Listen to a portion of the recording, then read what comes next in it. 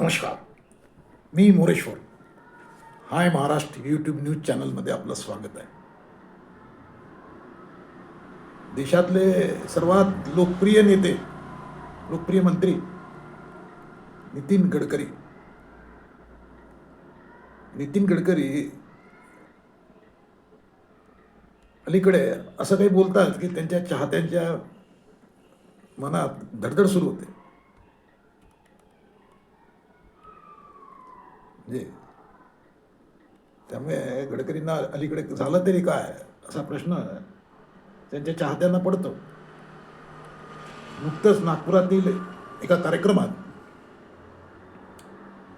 गडकरी असंच काहीतरी बोलले आहे. त्यामुळे त्यांच्या चाहत्यांनाच टेन्शन आहे. नागपुरातील एकल हब कार्यक्रमात गडकरींनी राजकारणातून निवृत्ती आणि सामाजिक कार्य याबाबत फार मोठं विधान केलं आहे, मोठं वक्तव्य आहे. गडकरी म्हणाले, आता आपलं वय झालं, उर्वरित आयुष्य सामाजिक कार्यात घालवणार, असं वक्तव्य गडकरींनी केलं आहे.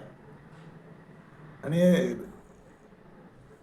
अभिनेता रितेश देशमुख यांच्या उपस्थितीत झालेल्या या कार्यक्रमात केलेला आहे. शनिवारचा कार्यक्रम आहे, आत्ताच. त्यामुळे गडकरींना मनात काय, गडकरींच्या प्रश्न त्यांच्या चाहत्यांना आहे. गडकरी आपल्या भाषणातून चाहत्यांना कधी सुखद तर कधी आश्चर्याचा धक्का देतात. त्यांचं भाषण कान देऊन लोक ऐकतात, कारण त्यांचं गडकरींची वाणी म्हणजे मेजवानी असते. काही नवीन विचार ते देतात, काही प्रेरणा देतात. त्यामुळे गडकरींचं भाषण हे ऐकण्यासारखं असते, ते ऐकायला गर्दीही होते. पण आता या कार्यक्रमात गडकरी जे बोलले ते फार अस्वस्थ, म्हणजे त्यांच्या चाहत्यांना अस्वस्थ करणार आहे. नव्या रक्ताला भाव दिला पाहिजे हे बोलणं चांगलं आहे, पण गडकरी तो नियम स्वतःला लावू पाहतात, तेव्हा त्यांच्या चाहत्यांची प्रॉब्लेम होतो.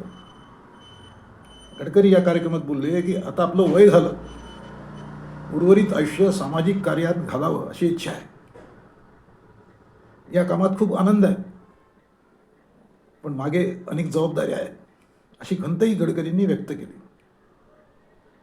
गडकरींनी रस्ते वाहतुकीच्या क्षेत्रात जी अभूतपूर्व क्रांती घडवून आणली आहे देशामध्ये, त्याला तोड नाही.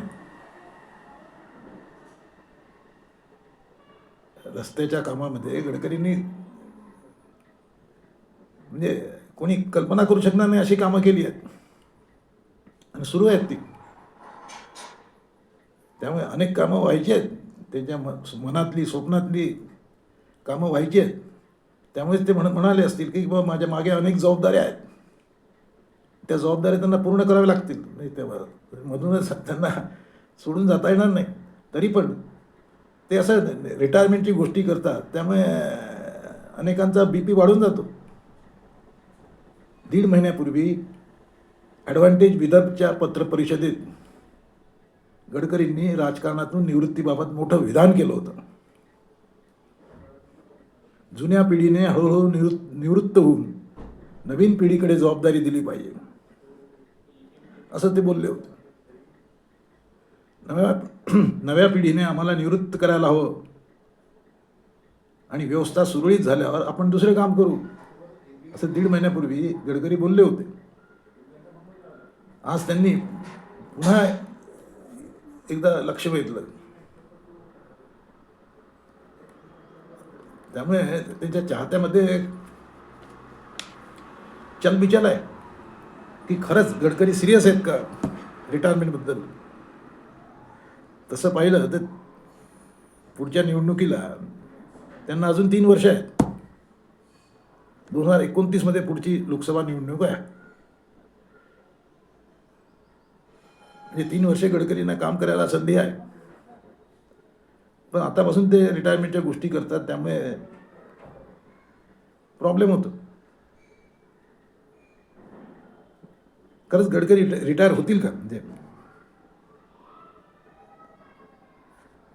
आता रिटायरमेंट म्हटलं तर शरद पवार 85 वर्षांचे आहेत, पण रिटायर व्हायला नाव घेत नाहीत.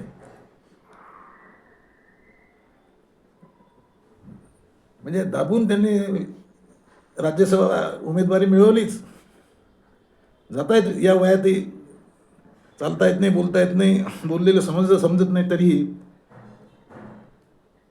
शरद पवार राज्यसभेत जात आहेत. म्हणजे ते रिटायर होतील तेव्हा 91 वर्षांचे असतील ते. नरेंद्र मोदी 75च्या वर आहेत. मोदी रिटायरमेंटबद्दल बोलत नाहीत.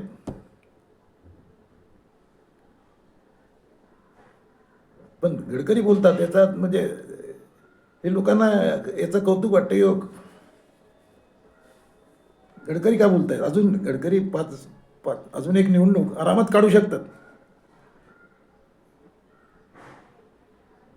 म्हणजे देशात तर ते लोकप्रिय आहेत, पण नागपुरात ते सुपर लोकप्रिय आहेत. तर गडकरी नाही म्हटलं तर मग गडकरी नाही तर मग दुसरा कोण?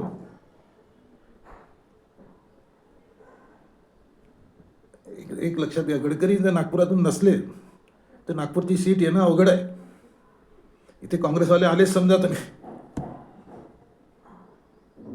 तसं कोणाचं कोणापासून अडत नाही.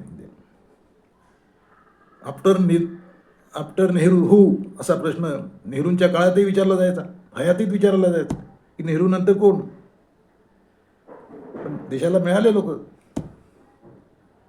देश कोणाकडचं थांबत नाही, पण प्रत्येकाची एक क्वालिटी असते, कामाची क्वालिटी असते. त्या हिशोबाने गडकरींना तोड नाही.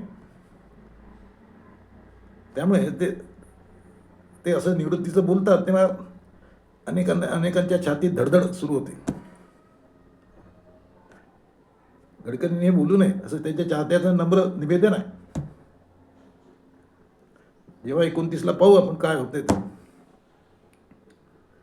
मोदींच्या पुतळीतून गडकरींचं नाव निघते का ते मोदी ठरवतील, मोदीकडे सोडून द्या.